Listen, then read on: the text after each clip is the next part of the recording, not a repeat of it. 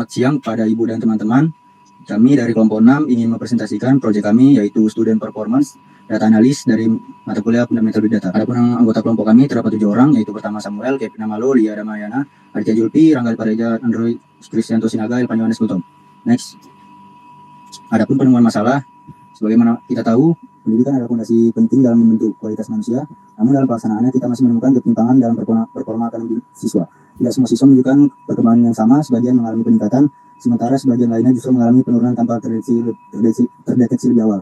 Dari kondisi tersebut terdapat masalah utama. Yang pertama adalah ketidakmerataan performa akademik siswa, yang kedua ada keputusan pendidikan mahasiswa berdasarkan asumsi bukan data, yang ketiga ada banyak faktor kompleks yang mempengaruhi performa siswa. Next, akan dijelaskan oleh teman saya. Selanjutnya saya akan menjelaskan tentang solusi atas masalah yang juga menjadi tujuan dari analisis data ini. Solusi pertama adalah penerapan data-driven decision making, di mana pendekatan ini mengubah proses penilaian siswa yang sebelumnya hanya mengandalkan intuisi atau observasi manual menjadi pengambilan keputusan berdasarkan data. Solusi kedua adalah pemanfaatan dataset dengan variabel kompleks, di mana kami menggunakan dataset Kaggle yang mencakup berbagai faktor intrapersonal seperti jam belajar dan tingkat kehadiran, serta variabel interpersonal seperti kondisi keluarga dan dukungan orang tua. Selanjutnya, kami menggunakan eksplorasi data analisis atau EDA untuk mengidentifikasi pulau awal. Tahap ini membantu kami memahami faktor apa saja yang berpengaruh terhadap GPA, serta bagaimana variabel-variabel tersebut saling berhubungan. Next. Solusi keempat adalah pembangunan model machine learning untuk prediksi performa mahasiswa. Model ini dirancang untuk mengestimasi GPA untuk berdasarkan faktor-faktor tadi. Terakhir, kami menggunakan visualisasi data untuk mendukung pengambilan keputusan.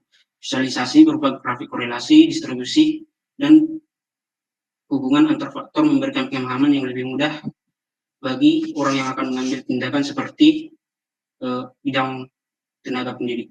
Selanjutnya akan dijelaskan oleh teman saya. Oke, untuk selanjutnya ada eksplorasi dan analisa data, merupakan gambaran umum atau data overview.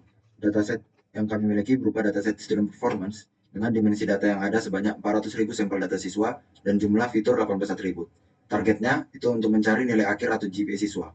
Kemudian ada beberapa jenis fitur utama seperti study hours, test score, extracurricular, attendance rate, dan lain-lain. Untuk tahap selanjutnya itu ada tahap pembersihan dan persiapan data atau pre-processing. Yang pertama data cleansing, melakukan penghapusan kolom yang tidak diperlukan seperti kolom age dan error yang berupa ignore.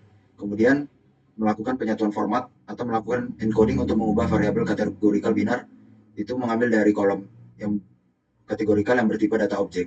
Kemudian dilakukan encoding menggunakan label encoder. Selanjutnya akan dijelaskan oleh teman saya. Kemudian akan dilakukan eksplorasi selanjutnya dengan mencari heatmap untuk menentukan korelasi antar kolom. Dengan mengambil fitur-fitur yang ada dan dibuatkan dalam bentuk heatmap, kita dapat melihat bahwa terdapat fitur-fitur yang memiliki korelasi yang rendah, yaitu yang berwarna pucat, dan ada fitur-fitur yang memiliki korelasi sangat kuat yang berwarna biru. Adapun fitur-fitur yang berkorelasi kuat ini merupakan fitur internal akademik yang berwarna biru merupakan yang memiliki korelasi yang kuat, sedangkan yang eksternal akademik berwarna pucat memiliki korelasi yang lemah. Selanjutnya, kemudian dilakukan pemetaan distribusi kolom objek yang bertujuan untuk memahami profil demografis populasi siswa secara mendalam serta mengidentifikasi proporsi jumlah data pada setiap segmen. Analisis ini sangat penting untuk memastikan keterwakilan data dan mendeteksi sejak dini apakah terdapat ketimpangan yang berpotensi menimbulkan bias. Selanjutnya, kemudian dilakukan analisis korelasi untuk melihat hubungan antar variabel. Terdapat dua jenis visualisasi yang ada, yaitu distribusi dan juga box plot. Untuk distribusi pada nilai-nilai skor ujian, kurvanya berbentuk left skewed, yang artinya siswa mendapatkan nilai yang cenderung cukup baik, dengan ada ceiling effect pada nilai 100 yang mana beberapa siswa mendapatkan nilai yang sempurna. Sedangkan pada box plot terlihat bahwa terdapat sedikit outlier, yang mana siswa tetap saja mendapatkan nilai-nilai yang di bawah standar, meskipun pada kurva distribusi terlihat bahwa nilai-nilai siswa sangat baik. Selanjutnya akan dilanjutkan oleh teman saya. Baik, saya lanjutkan penjelasan mengenai pembangunan model machine learning-nya. Jadi, pertama kita akan menentukan fitur dan targetnya. Nah, pada model kali ini, kami menggunakan pendekatan regresi untuk memprediksi GPA atau penilaian siswa dengan menggunakan model dan GPM. Sebelumnya, kami juga sudah mencoba beberapa model dan ini merupakan model yang cocok untuk dataset kami. Jadi, di sini pada video ini kita juga pilih fitur number utama untuk kita lakukan regresi. Selanjutnya, pada model ini kita inisialisasi juga parameternya supaya nanti modelnya ini bisa bagus gitu sesuai dengan parameter yang sudah kita inisialisasikan sebelumnya. Lalu kita dapetin modelnya, lalu kita ngetik evolusinya dengan mencari mean absolute error ataupun lain, lalu ada mean square error dan R quadrat score-nya. Lalu kita cek fitur yang paling berpengaruh terhadap target kita yaitu GPA. Kita juga urutkan itu ya. Lalu, nah di sini adalah hasil dari evaluasi modelnya. Jadi pada kali ini pada dataset kami mainnya itu ada di angka 0,24. Angkanya cukup bagus karena jika mainnya itu semakin kecil, berarti modelnya itu juga cukup bagus, datasetnya juga bagus. Lalu ada RMC 0,30, lalu ada R kuadrat ataupun tingkat errornya. Di sini R kuadratnya tidak begitu tinggi karena range targetnya itu juga tergolong kecil, yaitu dari 0 sampai 4. Di sini ada juga hasil dari fitur importance-nya sudah kita urutkan. Selanjutnya, model yang kita bangun tadi bisa kita optimalisasi dengan menggunakan hyperparameter tuning. Nah, tujuannya untuk meningkatkan kinerja modelnya dan meminimalkan error prediksi pada data yang belum pernah kita lihat. Nah, di sini pada mainnya itu meningkat ya dari angka 0,24 kita tuning menjadi 0,23, RMC-nya dari angka 0,30 kita tuning menjadi 0,29, lalu R kuadratnya di sini tidak meningkat. Hasilnya itu residual distribution, jadi dari histogram di sini menampilkan distribusi residual ataupun selisih error antara prediksi dan juga nilai aktualnya. Nah, di sini kita bisa lihat juga bentuk kurva yang menyerupai lonceng simetris dengan puncak yang berpusat di angka 0. Ini mengindikasikan bahwa model itu bekerja secara objektif dan tidak bias. Selanjutnya akan dijelaskan oleh rekan saya. Baik, di sini saya akan menjelaskan model machine learning. Pada bagian ini menampilkan scatter plot yang membandingkan nilai GPA aktual dengan prediksi model. Sumbu vertikal menunjukkan nilai asli, sedangkan sumbu horizontal menunjukkan hasil prediksi. Titik-titik banyak mengikuti garis diagonal, yang berarti nilai prediksi cukup mendekati nilai sebenarnya.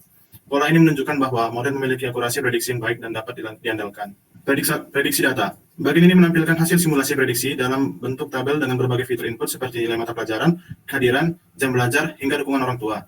Data yang digunakan merupakan data sintetis untuk menguji kemampuan model dalam berbagai kondisi siswa.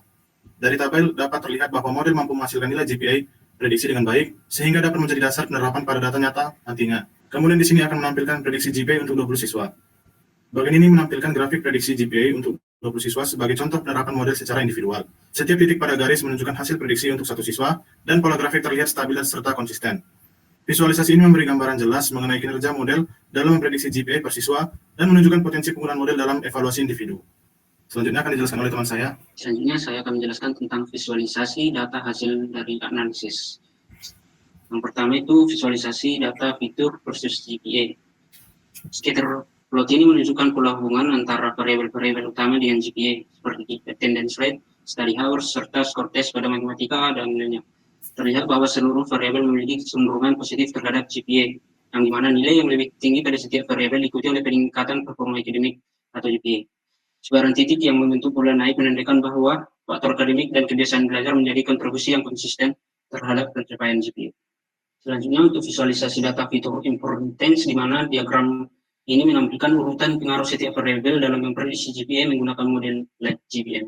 Hasilnya menunjukkan bahwa skor math, reading, dan science merupakan faktor paling dominan, ikuti oleh study hours dan attendance rates.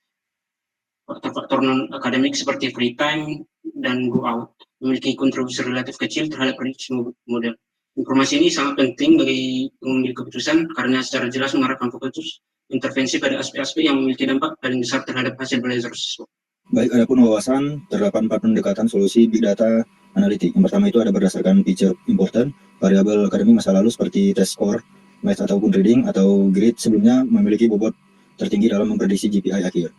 Yang kedua ada faktor perilaku seperti tingkat kehadiran dan jam belajar menunjukkan kolerasi positif yang signifikan dengan GPA. Sebaliknya, ketidakhadiran berkolerasi negatif kuat. Yang ketiga ada berdasarkan data feature atau versus GPA, kehadiran dan jam belajar. Punya pengaruh sangat besar, mungkin lebih besar daripada ditemukan bahwa siswa dengan attendance rate di bawah 0,8 memiliki GPA tidak lebih dari 3,5. Konsep yang terakhir ada konsep controllable factor. Sekolah tidak bisa mengubah IQ siswa atau kondisi keluarganya, tapi sekolah bisa mengubah disiplinan dan kebiasaan belajar siswa. Ini adalah variabel yang bisa dikendalikan. Sekian presentasi dari kami akhiri. Assalamualaikum warahmatullahi wabarakatuh. Selamat malam.